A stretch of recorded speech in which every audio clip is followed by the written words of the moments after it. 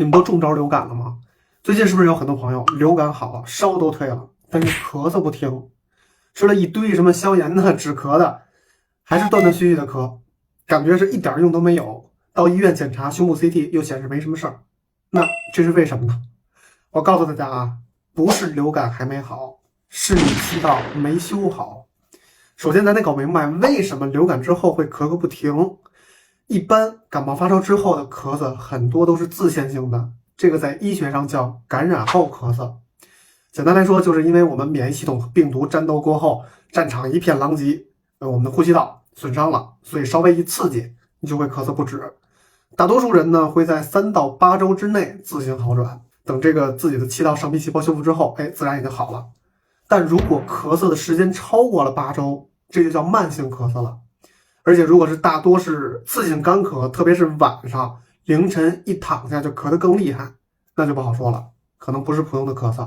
要警惕咳嗽变异性哮喘。因为这个时候除了呼吸道黏膜损伤，那你支气管平滑肌它还会痉挛，就像管子被捏住，再加上冷空气等等反复的刺激，那你咳嗽自然就停不了。它的根本问题在气道高反应以及支气管痉挛，所以你这个时候单纯用那些止咳药已经是不管用了。那应该怎么办呢？去看呼吸科医生。好了，今天的科普到此结束。别划走啊，开个玩笑，确实应该看呼吸科啊。但是如果医生明确评估有气道炎症和可逆性气流受限，那干预的核心是控制炎症加缓解痉挛。那控制慢性气道炎症的基石药物是吸入性糖皮质激素，比如布尼奈德、氟替卡松等等，这些它们是用来灭火的。但注意，这类激素类药物不太建议长期服用，除非确诊哮喘。而缓解痉挛呢，主要是支气管舒张剂，比如沙丁胺醇气雾剂、盐酸班布特罗口服溶液，或一些长效抗胆碱能的药物，比如说塞托溴胺吸入剂。一般来说啊，吸入或者气雾剂起效比较快，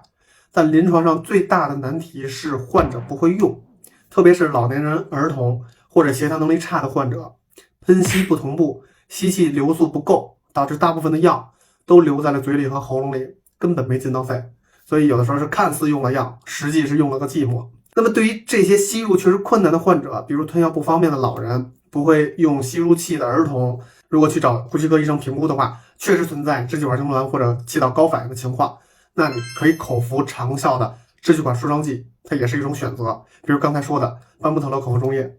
因为指南明确指出它可以适用于具有气道高反应、气管痉挛特征或者确诊为哮喘的患者，每晚1次口服给药，管24个小时，可以缓解夜间凌晨的剧烈咳嗽。它是通过舒张气管平滑肌，让捏紧的管子松开，然后通气就顺畅了，干咳阵咳就能慢慢缓解，还能减轻气道的敏感，避免一遇到冷空气或者是油烟粉尘异味就咳得不停，停不下来。对于频繁夜间剧烈咳嗽憋醒的患者来说，起到缓解跟预防复发的作用。同时对于使用吸入激素之后夜间咳喘症状依然控制不佳或者吸入协调性差的呼吸系统疾病患者，医生也会考虑联合糖皮质激素的协同治疗。我为什么这么清楚？因为我爸就是一个哮喘患者。所以咳嗽超过8周一定要警惕什么呢？咳嗽变性哮喘。如果症状逐渐加重，或者出现喘鸣、卡血、体重下降等等一些警示的信号，及时到呼吸科专科就医。最后特别提醒，最近戴好口罩，少去人多密集的地方，注意开窗通风。觉得有需要的不妨记下来，以备不时之需。